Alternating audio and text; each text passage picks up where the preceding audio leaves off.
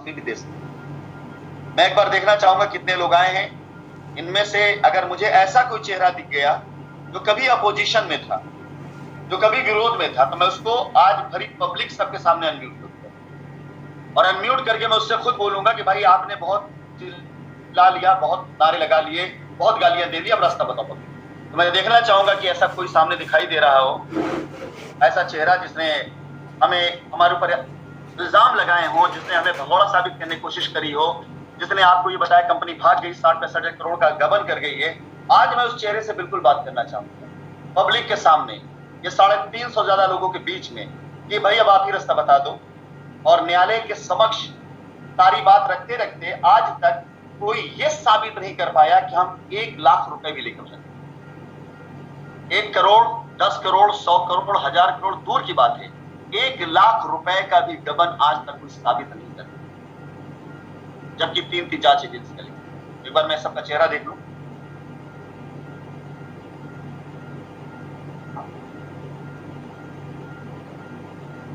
क्षमा करिएगा, रात का समय है, आप में से बहुत से लोग अपने घर परिवार में सोने का टाइम है, लेकिन इस मीटिंग को कर रहे हैं।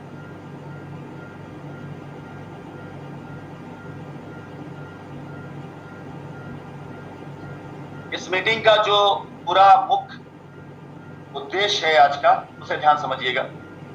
मैं आज इस मीटिंग को बहुत लंबा नहीं लेके जाऊंगा, कोई बहुत लंबी स्टोरी भी नहीं बताऊंगा।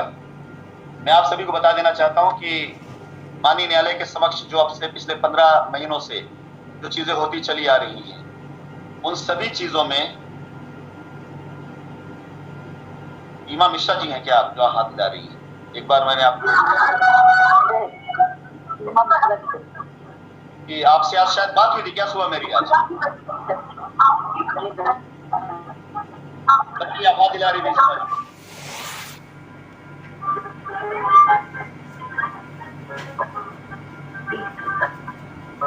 मैंने आपको इसलिए मुझे लगा कि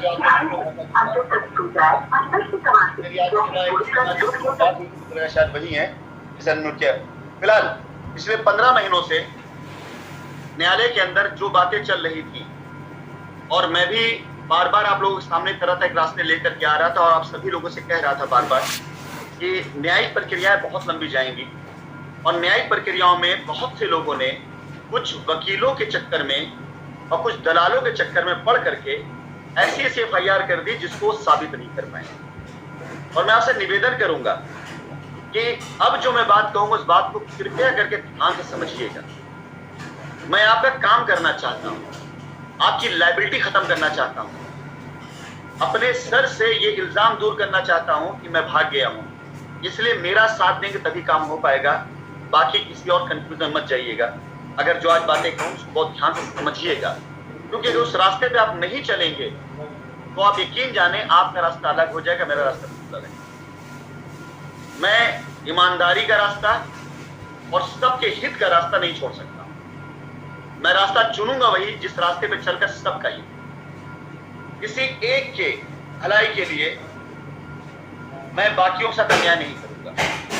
पिछले 15 मास से न्यायालय में जो पिटीशन डाली गई थी, मैं आप लोगों को पहले तो ये बता दूं कि जिन लोगों के जरिए बरगलाए गए उनमें से किसी को पता तक नहीं था कि कोई ऐसी PIL इलाहाबाद हाईकोर्ट में डाली गई।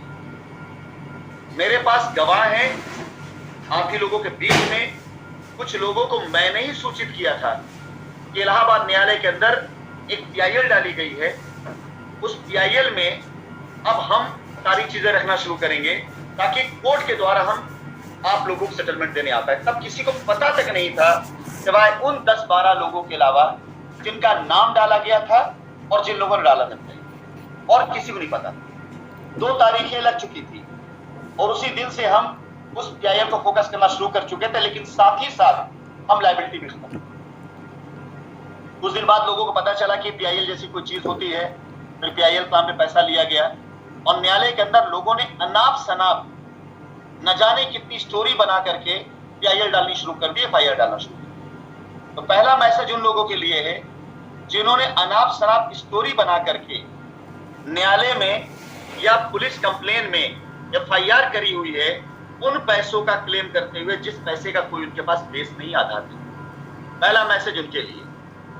कि मैं वो सारे लोग जो लीगल में जा चुके हैं उन सभी लोगों के लिए अब न्यायालय के द्वारा ही आऊंगा, ये बात करते हुए कि आप इनसे इनके ट्रांजैक्शन का प्रूफ मांगे। और एक बात ध्यान रखिएगा, ट्रांजैक्शन प्रूफ मतलब होता है कि पहले आपने दिया है तब आप क्लेम कर सकते हैं कि आपको कंपनी ने कौन सी चेक दी है, और तब आप क्लेम कर सकते हैं कंपनी ने आपसे कौन सा एग्रीमेंट किया है। क्योंकि अगर आपके पास कंपनी की बाउंस चेक है तो मेरे पास भी कस्टमर की कम से कम 10,000 बाउंस चेक है। तो बाउंस चेक ही अगर आधार बन जाता तो कंपनी में जिन कस्टमर से चेकें दी हैं वो भी मैं आधार बना सकता। फिलहाल ये कहने का मतलब ये बिल्कुल कतई नहीं है, मैं सिर्फ अभी लीगल वालों के लिए बात कर रहा हूं कि अगर आपने लीगल में प्रवेश कर लिया है, अगर आपने लीगल में जाकर कोई भी कंप्लेन करी है तो उनके लिए मेरा रोड मैप यही है कि मैं न्यायालय के समक्ष खुद ये बात करूंगा कि वो सारे लोग जो लिखित तौर से चाहे PIL, चाहे कंप्लेन, चाहे FIR में आए हैं, इनसे इनका ट्रांजैक्शन प्रूफ के साथ मांगा जाए और ये चेक किया जाए ये कहीं एसोसिएट तो नहीं थे या कंपनी किसी लाभ पत्र तो नहीं थे, और साथ ही साथ अगर नहीं थे या थे तो इन्हें कंपनी से अब तक कितना पैसा गया हुआ है, ये सब जांच का विषय होगा। ध्यान से रखिएगा, ये हमारा लीगल वालों के लिए रोड मैप है, सिर्फ लीगल वालों के लिए। अब इस पूरे जांच में कितना वक्त लगता है, महीना, 2 महीना, 4 महीना, 6 महीना, मुझे नहीं पता। उसमें आपके क्लेम में कितना लंबा समय लगता है प्रूफ करने में, ये भी मुझे नहीं पता। लेकिन जो लोग लीगल में गए हैं वो लीगल के रास्ते ही आएंगे अपने क्लेम को लेने। बाकी सब के लिए, जितने लोग लीगल में नहीं गए हैं उन लोगों के लिए कंपनी बाकायदा प्रॉपर न्यायालय के समक्ष लिख करके देने जा रही है कि हमारे पास हमारे अकाउंट में कितना पैसा है, हमारे पास अब तक हम लोगों ने तकरीबन 300 करोड़ से ऊपर की लिस्ट जमा करी जो मार्केट से हमें पैसा लेनी। मार्केट से मतलब किसान के पास एडवांस, हम उस लिस्ट को शेयर भी कर चुके हैं और न्यायालय के अंदर समझ डाल भी चुके हैं। किसान से एडवांस, लैंड मैनेजर पास एडवांस, और ऐसे बहुत से पैसे जो हमने एडवांस के तौर पे लोगों को दिए। और अगर एसोसिएट और प्रेसिडेंट के अकाउंट में जो पैसे एडवांस के तौर पे खड़े हैं, अगर उन पैसों को पूरा ब्यौरा बना लिया जाए तो करीब तकरीबन 500-700 करोड़ के आसपास फंड निकल करके आएगा। ये लिस्ट जांच एजेंसियों के पास भी है, क्योंकि हर वो पैसा जिस पैसे पर TDS नहीं जमा है वो सारा का सारा पैसा खड़ा है लोगों को, यानी वो कमीशन नहीं है। न्यायालय के समक्ष अगर हम अपनी देनदारी रखेंगे तो अपनी लेनदारी भी रखेंगे। जिन लोगों की रजिस्ट्रियां हो गई हैं उनके पोजीशन कंपनी दे सकती है, बिल्कुल दे सकती है। हम वो सारी लीगल और वैध रजिस्ट्रियां जिसे कंपनी की तरफ से नामित ऑथराइज्ड रजिस्ट्री करने वाले लोगों ने रजिस्ट्री करी है, वो सारी रजिस्ट्रियां हम लोग वैलिड मानते हुए न्यायालय के समक्ष खुद रखेंगे कि हाँ ये रजिस्ट्रियां हमारी कंपनी द्वारा की गई हैं। लेकिन हर वो रजिस्ट्री जो हमारी जानकारी के बगैर है, हमारी परमिशन के बगैर है, हमारी नॉलेज के बगैर है, उन सारी रजिस्ट्रियों को ना मानते हुए वो सारी रजिस्ट्री जो कंपनी ने करी हुई है, कंपनी के अथॉराइज्ड सिग्नेटरी ने करी है, जो जेन्युइन है, जायज है, उसका क्लेम देने के लिए हम खुद कोर्ट के अंदर लिख करके देने जा रहे हैं कि हम इनको पोजीशन देना चाहते हैं। हमारे पास जो लैंड है उस लैंड में पर्याप्त हम पोजीशन दे सकते हैं। अगर बाय द वे हमारे पास लैंड की कमी हो जाती है तो हमारे पास जो दूसरी जमीन होगी वहां पे ऑफर करेंगे। अगर वहां पे भी आप सहमत नहीं है, आपने पैसे की वापसी चाहते हैं, तो उसके अंदर एक निर्धारित बहुत कम से कम समय सीमा के अंदर हम आपके पैसे की वापसी की भी बात रखेंगे। ये ध्यान रखिएगा, ये शाइन परिवार के उन सभी लोगों के लिए जो अब तक न्यायिक प्रक्रियाओं में नहीं गए, तो उन सभी लोगों के लिए। इसके साथ ही साथ आप लोगों को एक टेक्निकल बात और बता देना चाहूंगा मैं। आप में से बहुत से लोग ऐसे हैं जिन्होंने कंपनी के अंदर प्लॉट खरीदने के लिए पार्शियल अमाउंट जमा किया था, फुल पेमेंट आपका कंपनी में नहीं आया था, लेकिन कंपनी के बारे में अफवाह होने के कारण, कंपनी बंद होने के कारण या जिस कारण भी आपकी पेमेंट नहीं आ पाई, तो यहां क्लेम दोनों तरफ खड़ा होता है।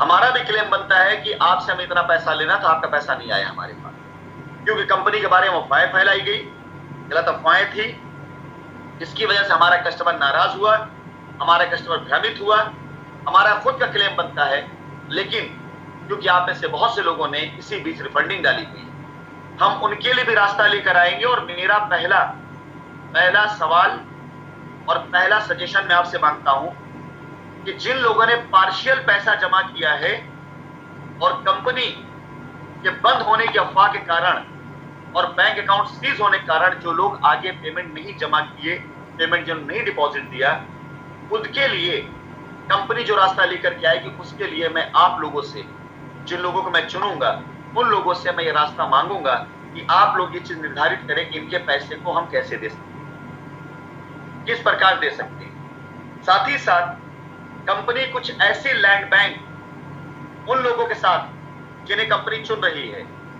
कि 100, 200, 300 लोगों का मजमुआ बना करके उन लोगों के साथ में एक बात, एक डील, एक समझौता फिक्स करेगी कि अगर ये जमीन 10 करोड़ रुपए की निकलती है और आपकी लायबिलिटी अगर 8 करोड़ रुपए की है, 6 करोड़ रुपए की है, तो कंपनी अपनी जमीनों को आपके साथ एक बाकायदा एफिडेविट बनाकर, एग्रीमेंट करके न्यायालय के समक्ष रखने की कोशिश करेगी कि ये जमीन अगर इतने लोगों को दे दी जाती है तो ये लोग बचे हुए पैसे इकट्ठा करके, जमीन डेवलप करा करके इन लोगों को कब्जा देकर या तो जमीन दे देंगे या जमीन बेच करके इनको पैसा दे देंगे। ऐसे कुछ रास्ते हम लोग प्लान करने जा रहे हैं, ऐसे कुछ रास्ते हम आप लोगों को पीछे देने जाएंगे। कंपनी के पास पर्याप्त मात्रा में धन है, कंपनी के पास पर्याप्त मात्रा में जमीन है। अगर कंपनी को मौका मिला तो कंपनी अपनी पूरी लायबिलिटी उतारने के साथ साथ काम भी कर सकती है।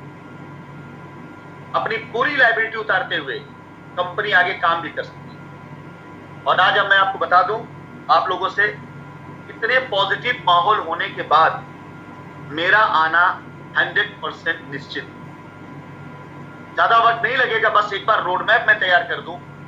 ये रोड मैप देने के बाद मैं अपने आने की तैयारी शुरू करूंगा, क्योंकि जितना पर्याप्त धन हमारे पास में है, चाहे हमारे बैंक अकाउंट में हो, चाहे हमारे साथी बिल्डरों के पास में हो, जिनके पास हमारे पैसे एडवांस तौर पड़े हुए हैं, उनमें से बहुत से लोग ऐसे जो हमारा पैसा वापस कर भी सकते हैं, जिन्होंने खुद सहमति जताई हुई है कि अगर आपकी कंपनी बैंक अकाउंट ओपन हो जाते हैं तो ये पैसा हम आपको रिवर्सिटी वापस कर देंगे। तो इतना पर्याप्त धन हमारे पास में है कि हम अपने कस्टमर्स की लैंड से, पोजीशन से, रजिस्ट्री से और पैसे से पूरी तरीके से धन की अदायगी कर सकते हैं।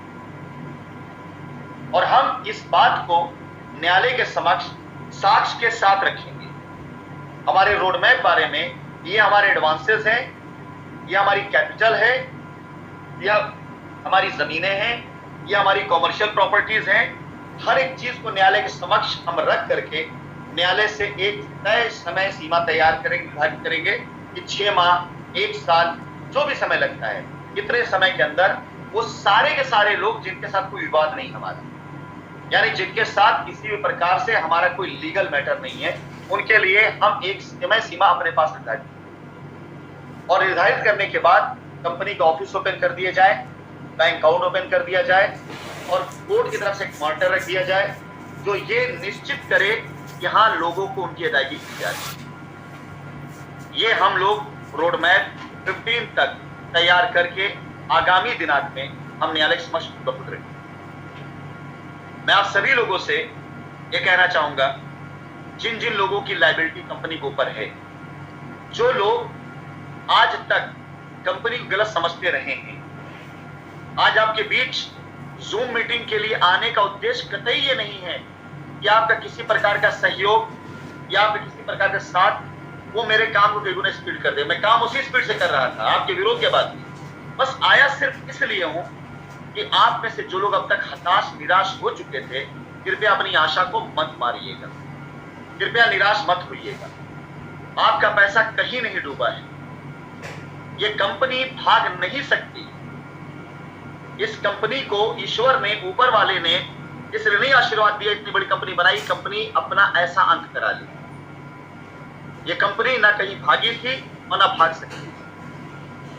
आप में से जो लोग भी चुने जाएंगे, कुछ नाम मैंने पहले से निर्धारित कर रखे हैं, जो लोग भी चुने जाएंगे पूरे कस्टमर रास्ता निकालने के लिए, उन सारे लोगों के साथ राय मशवरा करके मैं सबसे पहले प्राथमिकता कस्टमर्स की ओपिनियन को और उनके कंफर्ट को मैं आपके बीच ये बताने के लिए आया कि आज न्यायालय में जो कुछ भी हुआ है, मेरे पास कम से कम अब तक 20 से ज्यादा रिकॉर्डिंग आ चुकी है। मुझे भी उतनी जानकारी नहीं न्यायालय की सारी कार्रवाई जितनी जानकारी मार्केट को।